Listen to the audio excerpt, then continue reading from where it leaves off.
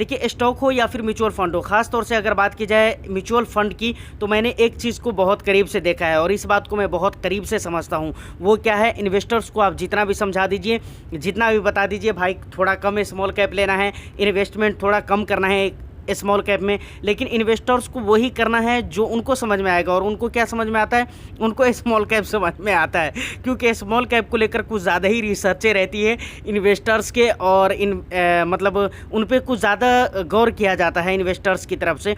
और इस बात में बहुत हद तक, बहुत नहीं बल्कि 100 to 10% सच्चाई है कि भाई रिस्क है तो है, लेकिन कमाई भी स्मॉल कैप में ही है। तो मैं खुद इस बात का ये बात मेरा खुद फेवरेट रहा है, तो इस बात को हर कोई मानते हैं और मैं भी मानता हूं। तो आज की वीडियो मोहित लांबा सर बार बार इंस्टाग्राम पे मैसेज कर रहे थे कि आप इन 3 स्मॉल कैप के बीच कंपैरिजन करके बताओ और इसके ऊपर आप वीडियो लेकर आओ। सबसे पहला स्मॉल कैप है कैनरा रोबेको स्मॉल कैप, दूसरे नंबर पे एक्सिस स्मॉल कैप और तीसरा है क्वांट स्मॉल कैप फंड। तो आज की इस वीडियो में डिटेल्स में हम जानेंगे कि इन तीनों में बेहतर कौन हो सकता है। आपको अपने पैसे अगर इन्वेस्टमेंट करना है, इन तीनों में अगर आपको फंड चुनना पड़े तो किनको आप चुनेंगे, इस पे हम बात करेंगे। तो यहाँ पर डिटेल्स में हर चीज़ों के बारे में हम एक्सप्लेन करेंगे और लास्ट में मैं आपको ये भी बताऊंगा कि मेरे हिसाब से अगर देखा जाए तो कौन सा फंड बेहतर रहेगा, इस पे भी हम बात करेंगे। तो चलिए सबसे पहले डिटेल्स में हम इन तीनों फंड का रिव्यू देखते हैं, कंपैरिजन देखते हैं, उसके बाद फिर हम आगे की बात करेंगे। तो फाइनली मैं आ चुका हूँ अपने मोबाइल फ़ोन के स्क्रीन पे। अब सबसे पहले अगर हम कैटेगरी की यहाँ पर बात कर ले तो कैटेगरी सारे स्मॉल कैप है, स्मॉल कैप है, स्मॉल कैप।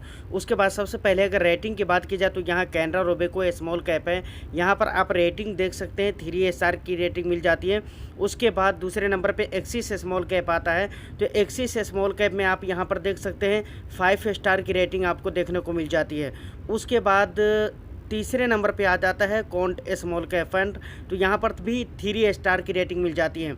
मतलब कैनरा रोबेको, उसके बाद क्वांट स्मॉल कैप में 3 स्टार की रेटिंग देखने को मिलती है। सिर्फ एक्सिस स्मॉल कैप में आपको 5 स्टार की रेटिंग देखने को मिल जाती है। उसके बाद दूसरे नंबर पे आ जाइए ईटी मनी रैंक है। देखिए ये ईटी मनी का वेबसाइट है, इसलिए यहाँ पर ये अपना भी रैंक दिखला रहा है, लेकिन इस रैंक से हमें और आपको कोई मतलब नहीं होना चाहिए। सिर्फ एक ट्रस्टेड वेबसाइट है, इसलिए हम इसका यूज़ कर रहे हैं। उसके बाद दूसरे नंबर पे अगर फंड एज की बात कर ली जाए तो फंड एज आप यहाँ पर देख सकते हैं कैनरा रोबेको के सिर्फ 5 ईयर्स कंप्लीट हुए हैं, वो भी मतलब पूरा 5 ईयर्स कंप्लीट हुए भी नहीं है, यहाँ पे शो कर रहा है। वो क्यों मैं बोल रहा हूँ आगे आपको पता चल जाएगा कि क्यों नहीं कंप्लीट हुआ है। उसके बाद दूसरे नंबर पे आ जाता है क्या, एक्सिस स्मॉल कैप, तो इसके 10 ईयर्स 2 मंथ कंप्लीट हो चुके हैं। उसके बाद क्वांट स्मॉल कैप फंड, इसके 11 ईयर दिखला रहे हैं, 11 साल 1 महीना कंप्लीट हो चुके हैं। उसके बाद आ जाता है फंड साइज़, तो फंड साइज़ यहाँ पर आप देख सकते हैं सबसे पहला कैनरा रोबेको का अगर देखें तो 9175 सीआरस है। उसके बाद दूसरे नंबर पे एक्सिस स्मॉल कैप का अगर देखें तो इसका फंड साइज़ है 18,616 सीआरस। उसके बाद 13,002 सीआरस क्वांट स्मॉल कैप का हो जाता है। तो ये सारा डिटेल्स मुझे लगता है कि यहाँ पर सबसे अच्छा जो है ये इसका क्या कहते हैं फंड साइज़, वो है एक्सिस स्मॉल कैप का, क्योंकि यहाँ पर ना बहुत ज़्यादा छोटा है और ना बहुत बड़ा बहुत ज़्यादा है। तो एक्सिस स्मॉल कैप का फंड साइज़ यहाँ पर बिल्कुल मीडियम दिख रहा है। उसके बाद अब ज़रा हम देख लेते हैं रिटर्न्स को। तो रिटर्न्स यहाँ पर 3 महीने के, 3 मंथ्स के दिखला रहे हैं, 6 मंथ के दिखला रहे हैं। तो इसको देखकर हमारे को टाइम पास नहीं करना है, हम 1 ईयर का देखते हैं, 3 ईयर्स का और 5 ईयर्स का। 1 ईयर में अगर सबसे पहले अगर देखें कैनरा रोबेको ने तो 42.45% का रिटर्न्स दिया है। उसके बाद 1 ईयर में अगर एक्सिस स्मॉल का रिटर्न्स देखें तो यहाँ पर आप देख सकते हैं कि 41.92% का रिटर्न्स दिया है। उसके बाद क्वांट स्मॉल कैप का अगर हम रिटर्न्स देखने की कोशिश करें तो 67.99% का रिटर्न्स दिया है। 3 ईयर्स में कैनरा रोबेको ने 36% का रिटर्न्स दिया है, एक्सिस ने 31% का और क्वांट ने 49% का। 5 ईयर्स में यहाँ डेटा अवेलेबल नहीं है, इसीलिए मैंने आपको कहा था कि Canara Robeco small cap fund के टोटल अभी कंप्लीट नहीं हुए 5 ईयर्स, अगरचे वहाँ पर फंड एज में 5 ईयर्स लिखकर आ रहा है, कोई बात नहीं है, क्योंकि देख रहे हैं यहाँ पर रिटर्न्स में 5 ईयर्स के रिटर्न्स इसके डेटा अवेलेबल नहीं है। उसके बाद दूसरे नंबर पे आता है एक्सिस स्मॉल कैप 5 ईयर्स में 29.93 29% का रिटर्न्स, मतलब 30 भी आप मान सकते हैं कुछ देर के लिए। और 5 ईयर्स में क्वांट स्मॉल कैप फंड ने 38.44% का रिटर्न्स दिया है। तो आप देख सकते हैं यहाँ पर रिटर्न्स के मामले में अगर देखा जाए तो क्वांट स्मॉल कैप फंड काफ़ी आगे बढ़ता हुआ नज़र आ रहा है। उसके बाद आ जाता है यहाँ पर एक चीज़ और भी, दो चीज़ और भी मैं आपको दिखला देता हूँ।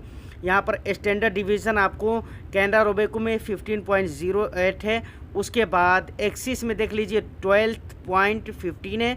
उसके बाद क्वांट में देख लीजिए तो 20.24 है। उसके बाद नीचे आ जाते हैं शार्प रेशियो भी 1.91 है कैनरा के, 2.06 है एक्सिस के। उसके बाद आ जाता है क्वांट का तो 1.92 है, सॉरी 3 में बोलने के लिए। उसके बाद क्या कहते हैं कि अल्फ़ा की अगर बात करें तो अल्फ़ा तीनों ही फंड के माशाल्लाह बहुत अच्छे हैं, 7.6 है कैनरा रोबेको के। उसके बाद अल्फ़ा एक्सिस स्मॉल कैप की अगर देखे जाए तो 7.98 है, मतलब आप पूरा 8% मान सकते हैं इसको, 2 पॉइंट कम है वो। तो उसके बाद आ जाता है 11.17, तो बहुत ज़्यादा है 11.17। अल्फ़ा का क्या मतलब होता है? अल्फ़ा का ये मतलब होता है कि कोई भी फंड अपने बेंचमार्क से कितना ज़्यादा रिटर्न्स दे रहा है, समझ रहे हैं ना। तीनों फंड के बेंचमार्क इंडेक्स सेम ही है, लेकिन अपने बेंचमार्क इंडेक्स से सबसे ज़्यादा उठकर जो रिटर्न्स दे रहे हैं वो है क्वांट स्मॉल कैप फंड, जो कि मेरे ख्याल से क्वांट के सारे फंड्स ऐसे ही रहते हैं। उसके बाद टॉप 3 सेक्टर्स देखे जाए तो यहाँ पर आपको टॉप 3 सेक्टर्स नज़र आ जा रहे हैं। फाइनेंशियल हो गया, फिनेंशियल, उसके बाद है दूसरे नंबर पे कैपिटल गुड्स, उसके बाद तीसरे नंबर पे है सर्विसेज। ये 3 सबसे बड़ा सेक्टर है इसके लिए, कैनरा रोबेको के लिए, जहाँ पे ज़्यादा पैसे निवेश किए जा रहे हैं कैनरा रोबेको स्मॉल कैप के। एक्सिस स्मॉल कैप के टॉप 3 सेक्टर्स है। पहला है हेल्थ केयर, यहाँ पर आप देख सकते हैं। दूसरे नंबर पे आ जाता है फिनेंशियल और तीसरे नंबर पे आ जाता है टेक्नोलॉजी। उसके बाद अगर टॉप 3 सेक्टर्स काउंट के देखे जाएँ तो पहला है फिनेंशियल, दूसरा है नंबर पे एनर्जी और तीसरे नंबर पे आ जाता है हेल्थ केयर। तो मेरे ख्याल से अगर देखा जाए तो यहाँ पर सिमिलर सा है, कुछ ज़्यादा का फ़र्क नहीं है। कैनरा रोबेको का थोड़ा सा फ़र्क दिख रहा है क्योंकि इसके कैपिटल गुड्स, उसके बाद सर्विसेज, लेकिन इन दोनों में एक्सिस में और काउंट में देखा जाए तो यहाँ पर हेल्थ केयर दोनों में है। उसके बाद देखा जाए तो फिनेंस दोनों में है, एनर्जी है यहाँ पर और एक में टेक्नोलॉजी है, बस इतने का फ़र्क। मतलब तीनों फंड्स ने अपने सबसे ज़्यादा पैसे किन किन स्टॉक्स में निवेश कर रहे हैं, वो टॉप 5 होल्डिंग्स आप नीचे में यहाँ पर ये सारे डिटेल्स दिए गए हैं। अगर मैं आपको यहाँ पर दिखलाने लग जाऊँ तो मुझे लगता है कि इसमें बहुत ज़्यादा टाइम लग जाएगा, तो इसको आप खुद भी रीड कर सकते हैं, कोई ऐसी बात नहीं है। उसके बाद पी रेशियो, देखिए अब बहुत सारे लोग कहेंगे कि भाई पी रेशियो तो स्टॉक में होते हैं, लेकिन ऐसा नहीं है, म्यूचुअल फंड में भी पी रेशियो होता है, समझ रहे। पी रेशियो है सबसे पहले देखा जाए कैनरा रोबेको के तो यहाँ पर 28.97 है। उसके बाद दूसरे नंबर पे आ जाता है क्या, इसका एक्सिस स्मॉल कैप का, तो यहाँ पर देख लीजिए, यहाँ पर आपको 33.48 है। उसके बाद तीसरे नंबर पे आप काउंट का देख लीजिए 22.66 है। तो ये हो जाता है पीई रेशियो। उसके बाद यहाँ पर ये भी डिटेल्स आप देख सकते हैं कि इक्विटी में कौन फंड अपने कितने % पैसे को इन्वेस्टमेंट कर रहा है। सबसे पहले अगर कैनरा रोबेको के देखे जाएं तो 98.17% पैसे इक्विटी में निवेश हो रहे हैं। उसके बाद दूसरे नंबर पे आ जाता है एक्सिस, तो 92.87% पैसे निवेश हो रहा है। उसके बाद तीसरे नंबर पे काउंट 97.85%, मतलब आप सोच कर देखिए लगभग 98% आप मान सकते हैं इक्विटी में ही निवेश कर रहे हैं।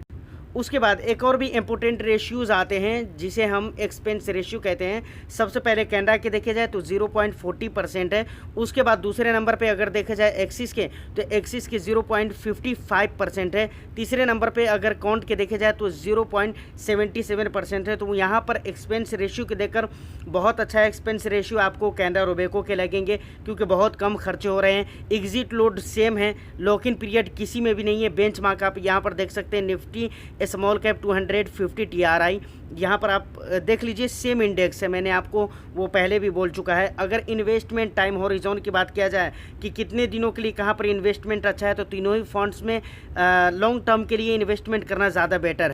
तो फाइनली हमने सारा कंपैरिजन देख लिया है। कंपैरिजन के ऊपर जो जो चीज़ें देखनी चाहिए थी, जिस पे बात करनी चाहिए थी, वो सारी चीज़ें मैंने आपको बता दिया है। अब यहाँ पे एक इम्पोर्टेंट बात मैं आपको कहना चाहूँगा कि किसी भी फंड को आप कई एंगल से उन्हें अच्छा या बुरा कह सकते हैं। मतलब एक फंड, कोई सा भी फंड है, उन्हें आप कई एंगल से देख सकते हैं। जैसे हमारे केस में अभी जो हम बात कर रहे हैं कैनरा रोबेको, एक्सिस और कॉन्ट के बारे में, इन तीनों फंड में अगर रिटर्न्स के नज़रिए से अगर देखने की कोशिश करें तो यहाँ पर कॉन्ट स्मॉल कैप फंड आपको बहुत अच्छे लगेंगे और मुझे भी अच्छे लगते हैं भाई। और दूसरे नंबर पे अगर देखा जाए, जबकि रिटर्न्स कैनरा रोबेको और एक्सिस के भी बुरे नहीं हैं, इन दोनों के भी रिटर्न्स अच्छे हैं, लेकिन फिर भी कॉन्ट की बात कुछ और है। लेकिन ये एक्चुअली में कंपैरिजन नहीं होता है। कंपैरिजन का ये मतलब होता है कि जितने फंड के बीच में आप कंपैरिजन कर रहे हैं, उन सारे फंड्स के सारी चीज़ों को देखने के बाद, ओवरऑल चीज़ों को देखने के बाद आपको डिसीजन लेना चाहिए कि सारी चीज़ों को मिलाकर, सारी चीज़ों पर मद्देनज़र रखते हुए कौन सा फ़ंड बेहतर है। अगर इस हिसाब से अगर यहाँ पर बात की जाए तो मुझे तो अच्छा लग रहा है एक्सिस स्मॉल कैप। अब आपको कौन सा अच्छा लग रहा है, आप कमेंट सेक्शन में ज़रूर कमेंट करके बताइएगा, रीज़न भी ज़रूर बताइएगा कि क्यों आपको अच्छा लग रहा है। मुझे अच्छा लगने के पीछे रीज़न ये भी है कि यहाँ पर फ़ंड साइज़ भी ठीक ठाक है, जबकि फ़ंड साइज़ इन दोनों के भी ठीक है। इन दोनों के अगर देखा जाए तो कैनरा रोबेको के फ़ंड साइज़ है 9175, उसके बाद कॉन्ट के है कितने 13200 CRs में बात कर रहा हूँ, करोड़ में। उसके बाद एक्सिस के देखे जाए तो 18,000 हैं। तो मतलब दोनों के ठीक ही ठाक है। अगर वहीं पर बात किया जाए कॉन्ट और एक्सिस, इन दोनों के करीब ही करीब हैं, लेकिन फिर भी एक्सिस के थोड़े ज़्यादा हैं, मतलब इतना भी कम नहीं है और बहुत ज़्यादा भी नहीं है। लेकिन ओवरऑल सारी चीज़ों को देखने के हिसाब से अगर मुझे लगता है कि एक्सिस इन तीनों में मुझे ज़्यादा अच्छा लगता है। आपको कौन सा लगता है वो आप मुझे कमेंट सेक्शन में बता दीजिएगा। लेकिन यहाँ पर एक बात ज़रूर याद रखिएगा, मैं ये नहीं कह रहा हूँ कि वो दोनों फंड ख़राब है, वो दोनों फंड भी बहुत अच्छे हैं। अब लास्ट में एक बात और कहना चाहूँगा, देखिए यहाँ पर मैं सिर्फ एजुकेशन पर्पज़ के लिए वीडियो बनाया हूँ। अब यहाँ पर मैं आपको ये नहीं कहना चाह रहा हूँ कि आप एक्सिस में या कॉन्ट में या कैनरा रोबेको में किसी में भी इन्वेस्टमेंट करिए या नहीं करिए। इस पर इन्वेस्टमेंट करने से पहले आपकी अपनी रिसर्च होनी चाहिए, चाहे आप तीनों में से किसी भी फंड में करें या इसके अलावा चौथे किसी फंड में करें। अपनी रिसर्च हर हाल में ज़रूरी है। तो फिलहाल आज की इस वीडियो में इतना ही। उम्मीद करता हूं कि वीडियो आपको अच्छी लगी हो। वीडियो अगर अच्छी लगी है तो एक लाइक कर दीजिए, शेयर कर दीजिए। चैनल को सब्सक्राइब नहीं किया है तो चैनल को भी ज़रूर सब्सक्राइब कर लीजिए। मैं फिर मिलता हूं किसी नेक्स्ट वीडियो में, जब तक के लिए all the best. Thank you for watching.